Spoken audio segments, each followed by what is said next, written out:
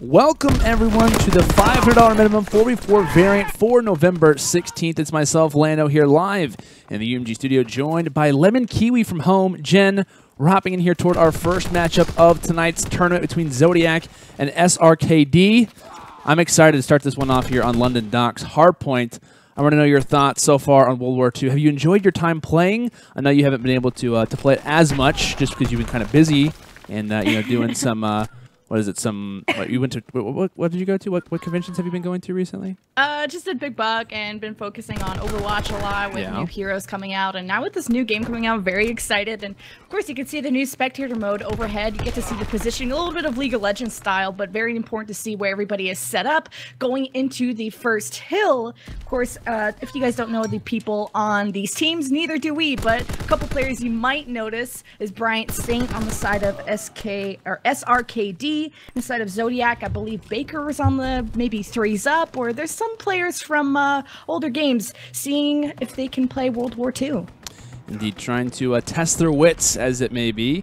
As, of course, loading here toward the second hard point, currently 37-12 in favor of SRKD. And, of course, this was a organization, or technically not an organization, but a team who recently made it known that they are going to be teaming with one another for Dallas, which, of course, is coming up shortly. So teams definitely being on the high alert of trying to find rosters. Of course, the team passes, a thing that have been a hot find. It's almost like trying to buy something early and trying to sell it off later. But a hot item trying to get into Dallas, and it seems that both these teams will be there, and of course being in this exact same lineup. But of course, we have been able to watch Zodiac in our past 4v4 variant that I believe took place, I'm going to say last week, in which case I believe they ended up finishing first and also had a very high placement in the, what tournament was that, Billy, or producer? What was that tournament was that they placed high in?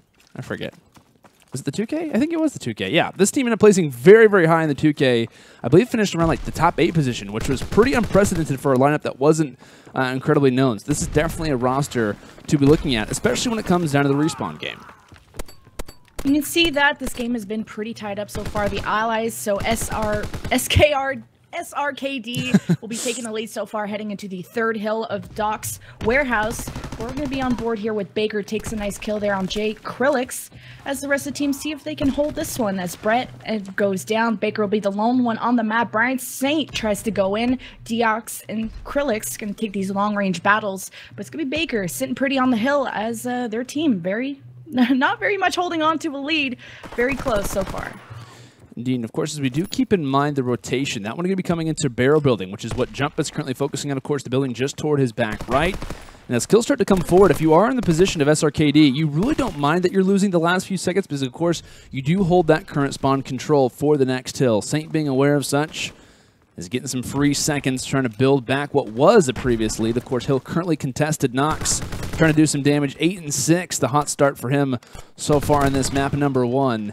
But looking on, the side of SRKD holding pretty well, but it seems that the side of Zodiac making some noise as Jump finds 2, along with Baker, who's actually on a 6 spree right now, has actually earned full streaks and could be calling in those very shortly. And Jen, if we know anything about Hardpoint when it comes to the previous Call of Duties, whether in the skies or on the ground, streaks in Hardpoint can be huge when it comes down to try and make a comeback.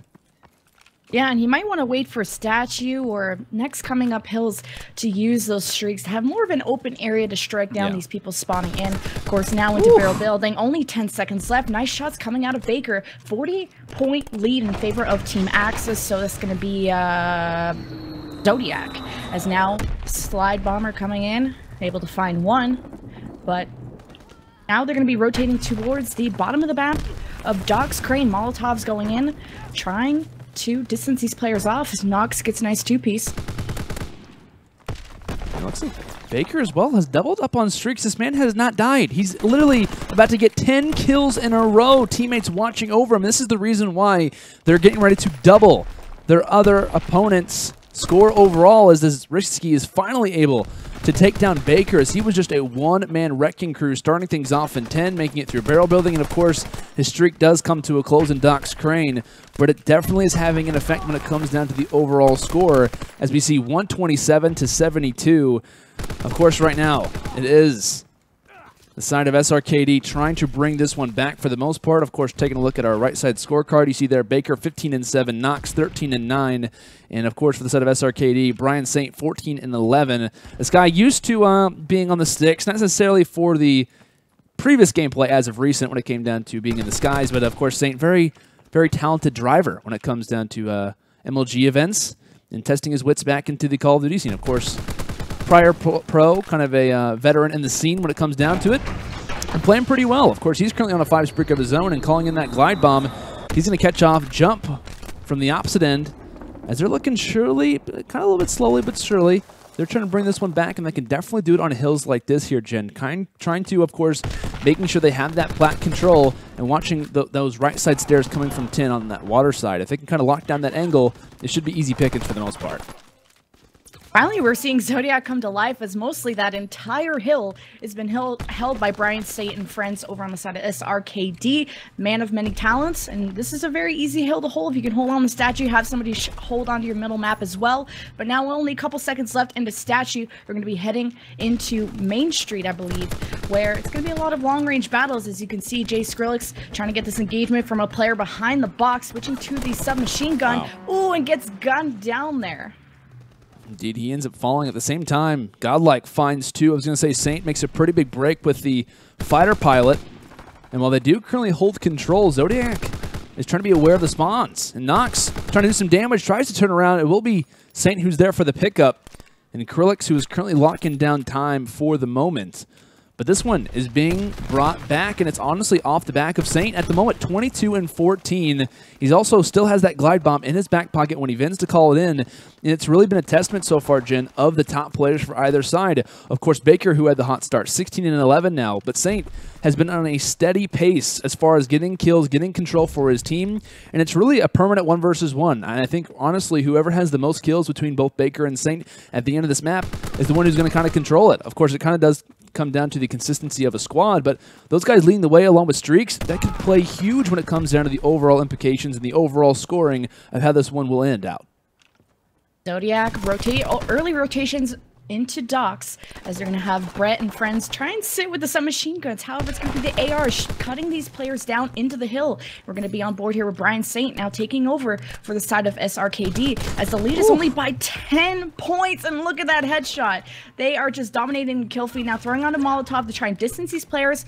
Players dropping also in the middle of the map, trying to come from behind, but nice awareness out of these players. Unfortunately, JKrillex couldn't finish off the second player here.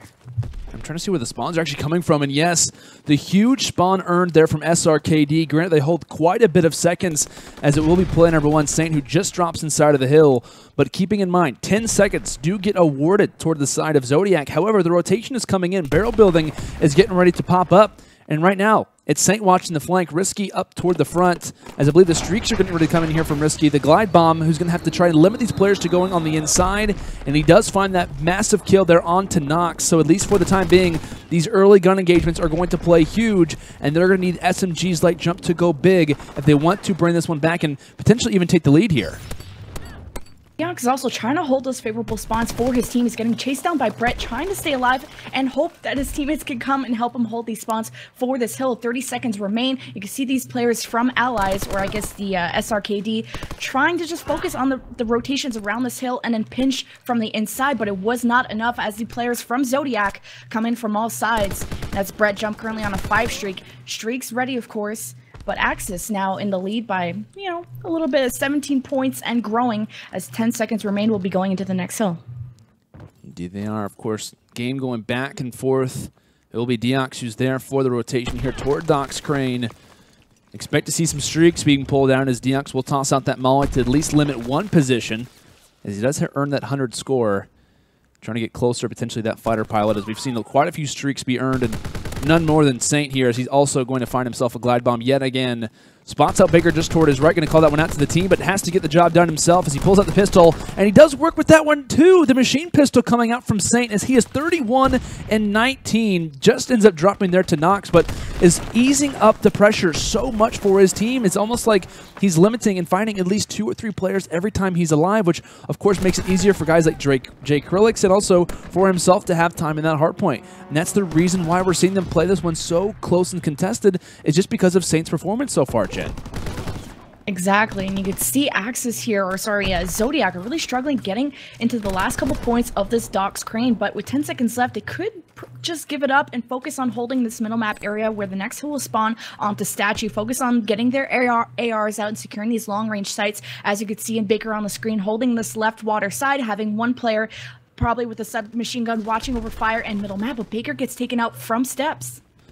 He does, and here's the push that's trying to be made from SRKD. Risky ends up coming forward thanks to the nice kill that comes in from Saint Streaks as they look to try and bring this one back to even, rushing forward into barrel building. It's a massive kill found from Risky at the same time. JKrillex finds one, but Baker's still alive. Where can they find this man? The fighter pilot is still in his back pocket. He tosses at the Molotovs. He could be out of utility, but still has some momentum left, potentially in this push. 24 seconds left here on Statue, and each team trying to be aware of that rotation, but they can still win off this one. The side of Zodiac, if they hold every single second, they're still good to go. There has to be at least 1 second of contention for the side of SRKD to make sure this one doesn't get in and out. And yes, here comes the contention. JKrillex doing all he can. He shuts down one, drops shortly after that. So the rotation coming in has to be held here perfectly if you are SRKD, if they want to bring this one back. Only 6 seconds needed for Zodiac.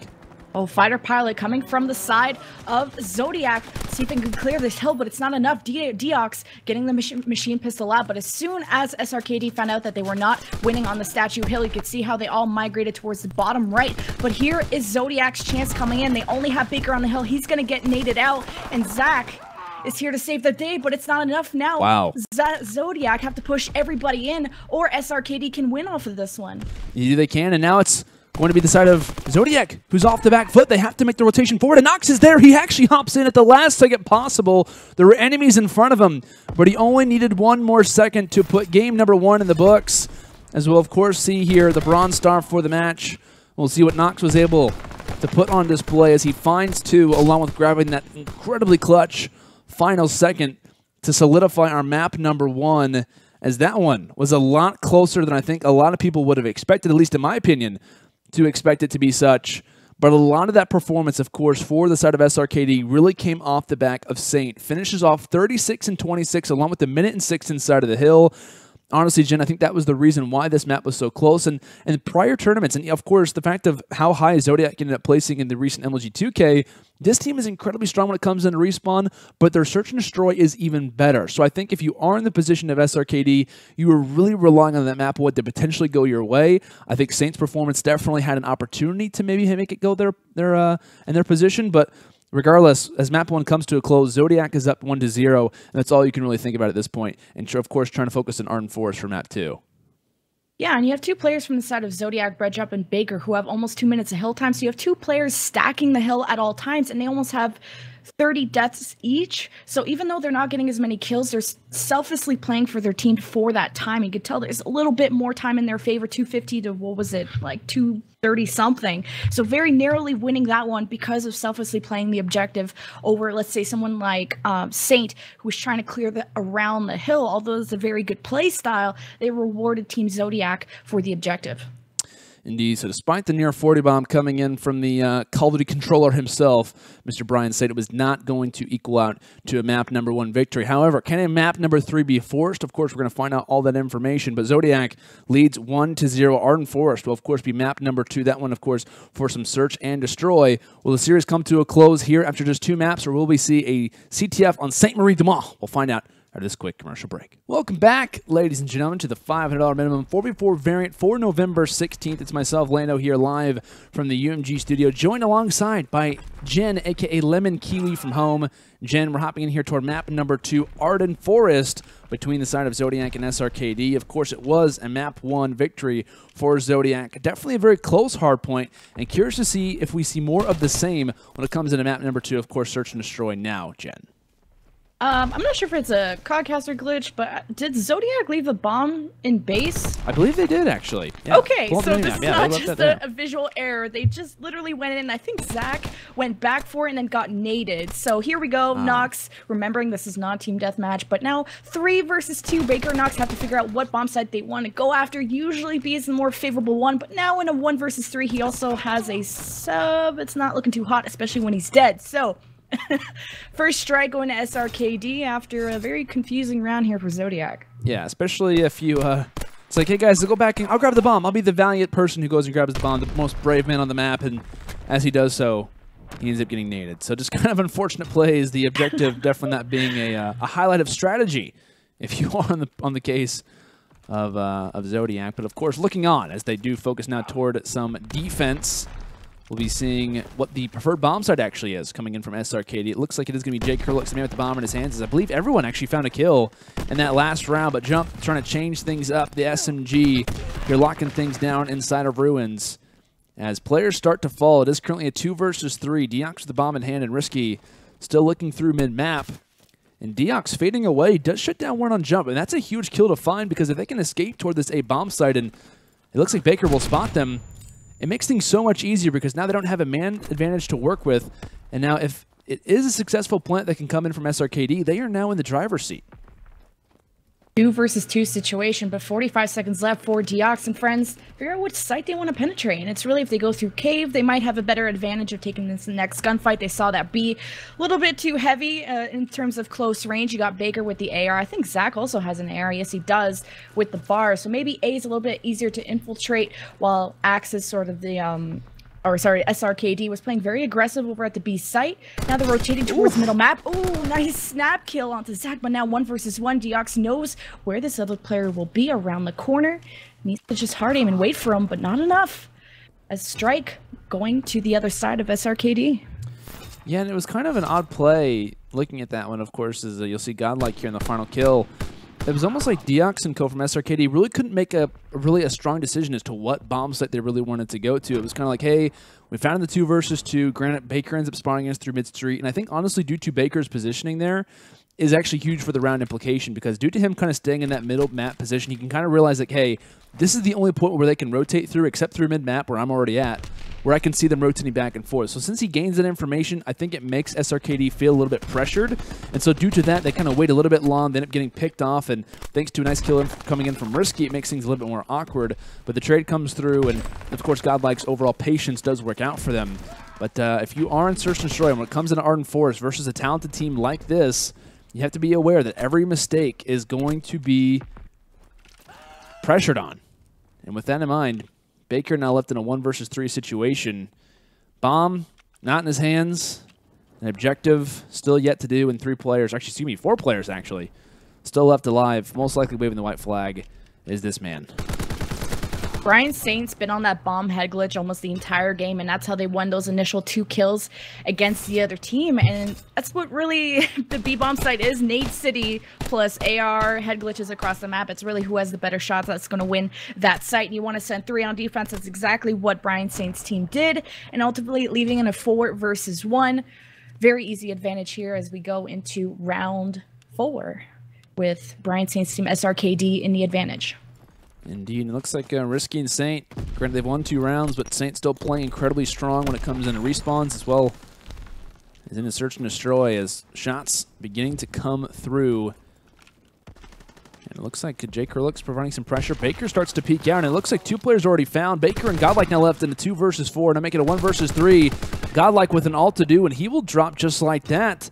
So the early nades coming over toward Ruins from the side of SRKD. And the quick responding kills as JKrillex finds the two most important here at the end, as he'll shut down GodLike and give the set of SRKD a little bit of momentum, which is exactly what they need, Jen, especially after a very close loss there in that hard point. Whenever you are kind of having that competitive mentality, it's really great to kind of have that short-term memory loss, not really exactly remembering why that they're down, and not having kind of the, you know, negatives to, of course, having that map lost, but just kind of focusing on the next one. And it's good to see SRKD making this a close series. And Ardennes Forest, known to be the impenetrable forest in the world wars, and that's exactly what's happening. No team has had a proper bomb plan. It's been all defense so far, and or at least very hard to infiltrate on the offense, as Brett could be possibly close to a bomb plant. Just has to make sure this guy around the corner is not going to get giving him any trouble, but drops the bomb.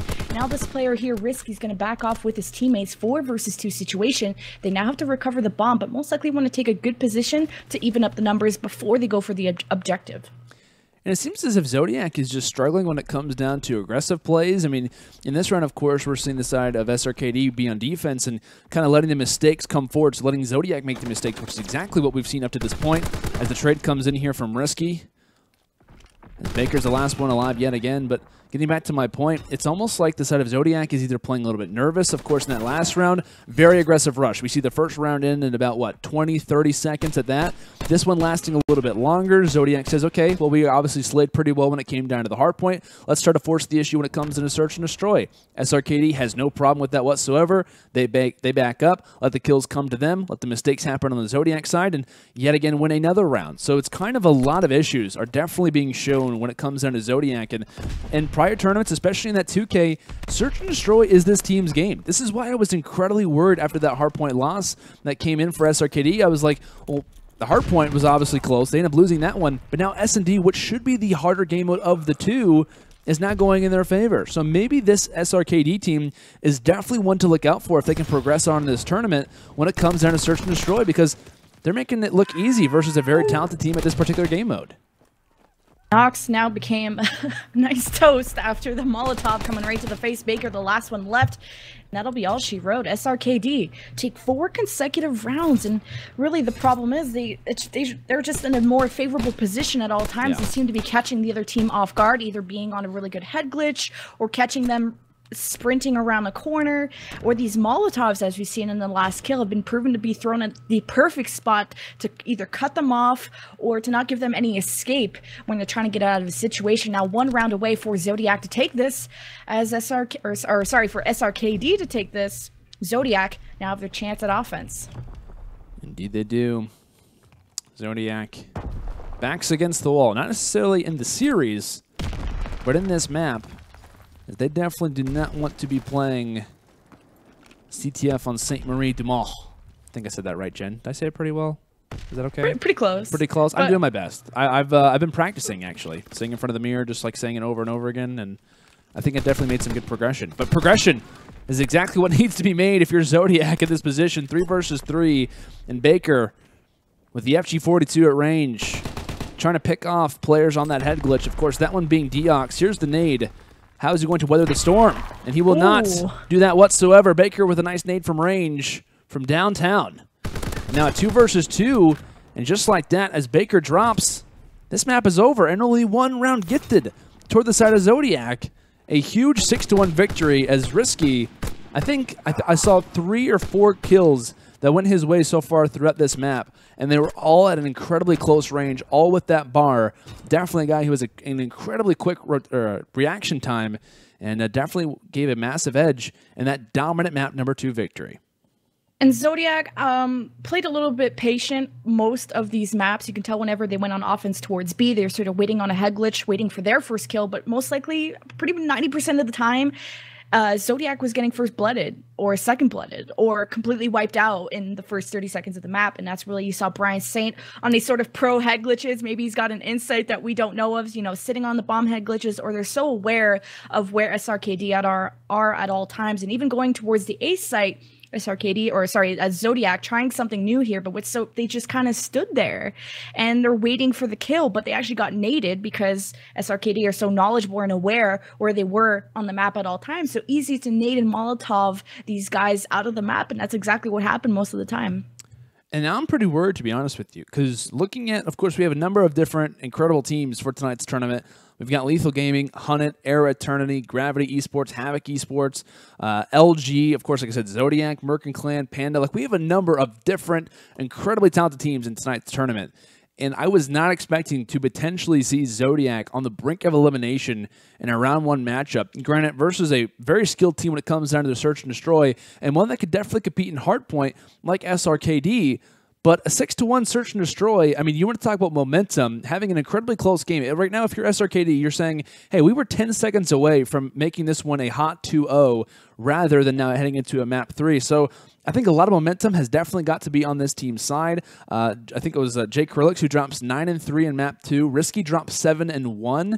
Now, when it comes into when it comes into CTF here, Jen, this is a combination of the first 2 game modes. We're going to be seeing the slang when it comes down to CTF, and we're also going to be seeing the teamwork that comes from search and destroy. And so now, kind of all bundled up into this one, this should be an incredibly close CTF match, both with guys who, of course, have played when CTF was in the rotation back in the day in prior Call of Duties, and now it really is all on the table. We're hopping in here towards Sainte Marie Dumont, and I'm very curious to see how this one will play out. Of course, winner of this map does progress, and loser goes home.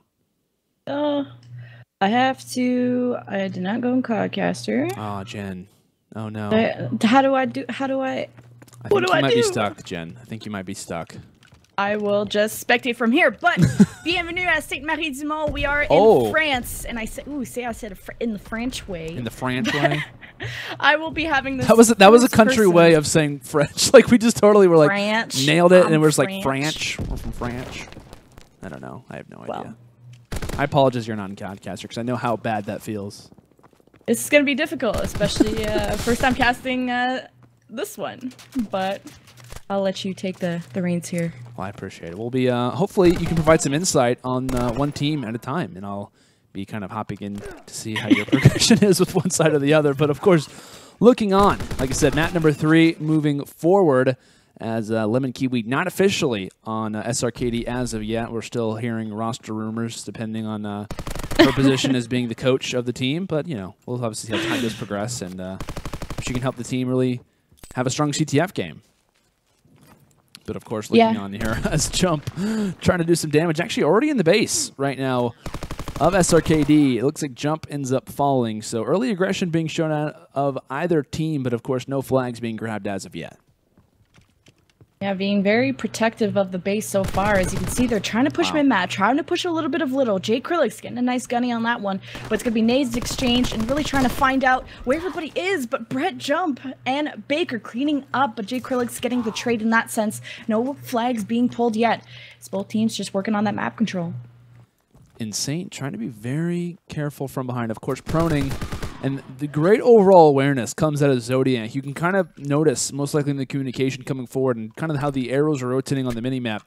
They're saying to themselves, all right, we just found 1, we just found 2, we just found 3. Where's the 4th one got to be at? And of course, Saintt trying to make that sneaky rotation to try and grab that flag coming in through Barn. They obviously realize a position where he could have been coming from.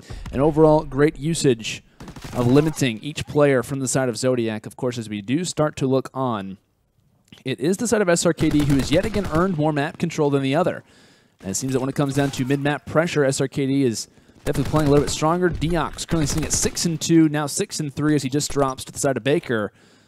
But at least for now, as kills are getting made through mid-map, for the most part, it is SRKD who has kind of been more of the aggressor in this case, at least for the last 2 minutes. And I like the position that Baker's in right now, sort of mid-map, throwing out nades, feeling out where his team wants to push, right side, left side. He's in position to rotate to either. And also on the top of the building, you can see the pushes from the other team. But now he just has to be careful with the AR, sort of. And what's so special about this game is you can hear the enemy a lot more clear, so it's a lot more scarier to play, and you've got to be more aware of your movements around the map because the other team can hear you a lot better than the previous games. Indeed they can. Of course, how the overall streaks are used, or the perks rather, definitely can make it a lot more difficult to dodge nades or to listen to the enemies. Hopefully Mountain and usage for a few of the players. But regardless, looking on, Risky trying to be incredibly careful. And of course, players not rocking Mountain are most likely proning as soon as they get close to the base, which is exactly what Risky is trying to do. Has made it behind at least one enemy, which I believe is Baker inside the top restaurant. Just spots Jump toward the side, and I believe player number 8, DeoX, is aware of such. So shutting down Jump, it is going to make this right side of the map a little bit more open. So keeping that in mind, I believe Risky ends up falling. So yet again, now it's DeoX, the last man nearest toward the flag. And right now, to be honest, if you're Zodiac, you got to be making some map control. And that's exactly what they're trying to do. You see all 4 players for SRKD, just happening to spawn up in their base and playing incredibly passive, kind of parking the bus as it may, as they're going to have to try and hold on to what could be a last-minute push. 55 seconds left in round number 1 of 2. And the molly, just for good measure, as we're going to definitely go off of Zach GodLike's point of view. Don't want to hear him screaming for much longer. That's pretty brutal. I'm not going to lie, Jen. You know, whenever I first heard someone dying to a Molotov, I had to kind of turn off my PS4 and kind of reflect and be like, yeah, I think it's time for me to take a break. It is pretty disturbing, and especially like when girls get caught on fire. It's very screechy and very disturbing. You really have to skip the final kill cam or whatever, you make it go faster. But just to note also that Zodiac, like you said, have been playing extremely passive, but also always keeping 1 or 2 people past or before the mid-map area, so always keeping one close to the flag in case they lose track of one of the players from SRKD. And what the problem is they haven't had any sort of push, because pushing only 2 people, then you got the side of SRKD who are also playing extremely sort of defensive. And with 3 seconds left, we haven't seen a single flag pull. And I wonder if that's just simple inexperience from not being able to play this game as much, or maybe the CTF on this particular map, because you haven't seen any very strategized pushes coming from either team. It's been sort of setting up posts on the top of the buildings, watching middle map, exchanging Molotovs and grenades, and a little bit of the left side push, but not cutting down these players every time they even get close. So yeah. It's been an interesting one. I think when we kind of reflect on it, I think you really have to give a lot of credit to SRKD for playing as aggressive as they were, and yet not allowing their mistakes to kind of, kind of play into the overall scoring totals. But looking onto this next side, of course, we're definitely going to need to see Zodiac play a little bit more aggressively. Kind of get out of that passive mindset. Just because the game's at 0-0, you're going to have to make some type of stride soon, because with guys like Saint, who are finding 2 kills through mid-map, of course, currently it is 2 down, they're going to have to be aware of this backside push. And yes, Saint yet again lining it up in back-to-back-to-back game modes. Hardpoint, search and destroy, CTF, he doesn't care. He's just lining it up and trying to provide a way for his team. He's completely broken up this right side of the map, and now he's got DeoX with him. And this is where this passive play needs to come in from Zodiac. They've done it so well up to this point. And now looking on, JKrillex in the base. Player number 1 jump. This is the farthest that we've seen a Zodiac player get toward the flag. Well, he's grabbed it. The first time we've actually seen, I think, a flag grabbed so far in this map. Trying to look on, but he has no teammate support, Jen, and he's going to get cut down incredibly quick. Brett can jump, but Brett can't score as he gets, cut down very quickly. And Brian Saint has been the only one on the other side really making anything happen, but he got cut down earlier when the other team know exactly where he's coming from. They're playing very defensive. The first flag pull, however, but still 3.5 minutes left. You can see Brett a little bit coming for a vengeance here, getting close to the flag, but with the submachine gun wasn't able to cut down DeoX on that one, and Saint also cleaning up the kill feed. Indeed, and I'm really curious by the attachments that we actually see coming in here from Risky. This guy was the one who had a very fast kind of reaction time on map number 2, Ardennes Forest, and is rocking grip, advanced rifling, along with the reflex sight. Curious to see that he doesn't actually have quick draw on, and honestly, maybe if you take off that sight, try to rely on that iron sight when it comes into this, you can kind of maybe even push this guy as your kind of scout, essentially. You're trying to get that flag. Like I said, if this guy's very good at those up-close fights, which is what we saw in the Search and Destroy, maybe if he changes those attachments around, he could definitely kind of be a major factor when it comes down to kind of playing offense for SRKD. But right now, playing pretty heavy defense, of course, currently even at 9-9, and having to try and weather the storm as 2 of his teammates fall, Jump being one of those with the SMG up close. And yes, Zach GodLike responds with another. Now it seems that the passive play from Zodiac could definitely work out, but here comes the nade. Can GodLike stay alive? Is able to stay alive for the time being. And now Zach GodLike, the last person alive. He's going to be all alone, and he should get picked off here very quickly, Jen. Yeah, if he can hold his power position, but I guess wasn't aware of someone coming from right behind him. But Baker's also trying to get some trades in his own way. But 2 down for the side, I believe, of SRKD. Actually, both probably losing 2. But now it's going to be both teams playing a lot pretty defensively after losing a couple teammates. But you can see Brian's team here, or Brian Saint's team, having to play extra defensively as the players from Zodiac are closing in. As the nade's coming forward, NauX is able to get on the flag for the time being. And can he escape is the question. Yes, he's behind enemy lines. He shuts down one and is trying to stay alive for as long as possible, has the burning Molotov in his hands. It's almost like he's running the torch back toward his home base, and his teammates are finding the kills left and right. And can he score the flag? It seems that no one's going to be here, as we'll be able to find the first flag of the game. And it comes down when there's a minute and 30 remaining in this second half. Is calling in the streaks, and Saintt will get dropped, so the passive play, at least for one moment, Jen, does work out as the kind of the turtle versus the hare. The story is coming true. I love bringing the Olympic torch home, but also like if you don't let me get this flag, you're going down with me. So as soon as you would have had someone around the corner, you just burn him to death. But not sure, that probably would have resulted in a trade either way, and he had his teammates spawn on top of him, so pretty guaranteed flag pull as Brett Jump was trying to get something of his own, but gets cut down there by JKrillex. So current lead in favor of Zodiac. And to map 3, this is all going to be on the line for the last minute. Can SRKD bring it back? You also have to keep in mind, I believe, in CTF now, the rules do implicate that if someone does have a flag with a minute remaining, they do, or if at any point when the time does expire, if they do have a flag, they do have a minute of grace time until they end up dropping with that. So, oh, like an overtime. I love that. So kind of keep that in mind for viewers at home. This one is not over after the 25 seconds. If at least a player from SRKD can grab a flag in time, as DeoX ends up getting taken down. The nade still coming through. Has the Molotov, and if he can shut down one, that's big. But no, GodLike ends up taking out his own teammate. Things not looking great. Things looking grim, and DeoX burned to a crisp. But JKrillex trying to get on the flag as much as possible. The rush is coming in. Risky's trying to make it. Saintt is as well. Can they get here in time for the flag? They're going to have to dolphin dive, running through the flames. But they will only end up in their own demise, as it will be a victory in the books for Zodiac. Passive play leading to a one offensive moment where they were able to sneak behind enemy lines, and what seemed like a very frustrating game, a very frustrating CTF if you're in the side of SRKD, because you're playing so aggressive. You're playing at, you know, a very slower pace just because that's what Zodiac is trying to force in this map. But the whole story of the game was that SRKD making the rushes, they're doing a lot of great stuff through mid-map, kind of finding constant kills. But in the total, it's Zodiac who finally is able to get one push. It's NauX who is able to kind of flank through the back, thankfully has teammate support and is able to escape with it. But just one moment that completely turns the tide of the game.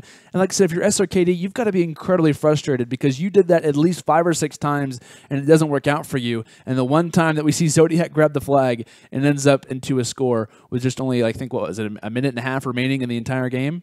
Yeah.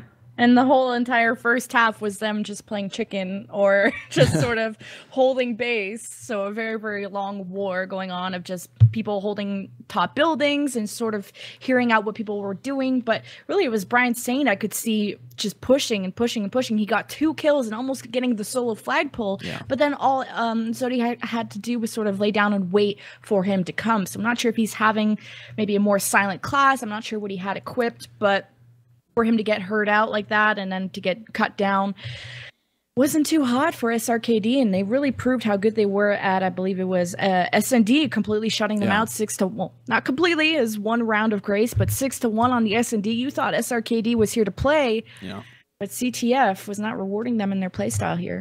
Yeah, this series was definitely one that I'm looking forward to rewatching. And of course, if you guys did end up missing the entire series, you can feel free to obviously tune into our YouTube channel, of course, UMG events, where we do upload the full VODs from each series that we have broadcasted here on our Twitch channel. Of course, Zodiac, SRKD, this one heads to a map 3, and it was a CTF victory that ended up being 1-0. Of course, map number 1, which was on London Docks, and that's 250-240 in favor of Zodiac. Map number 2 in Ardennes Forest was a 6-1 in favor of SRKD. And of course, like you just witnessed on Sainte Marie it was a 1-0 there for the side of Zodiac. But I think one thing that we kind of take away from this series is the SRKD, they played well. Like 10 seconds decides map number 1, and this could have been a 2-0 for SRKD if looking back at it. And I was thinking coming into this series, well, map number 1 could be a toss-up favoring Zodiac. Map number 2, definitely thinking it's Zodiac, but not the case whatsoever. A very close, all 3 maps, except for map number 2, of course, which we end up seeing going SRKD's way.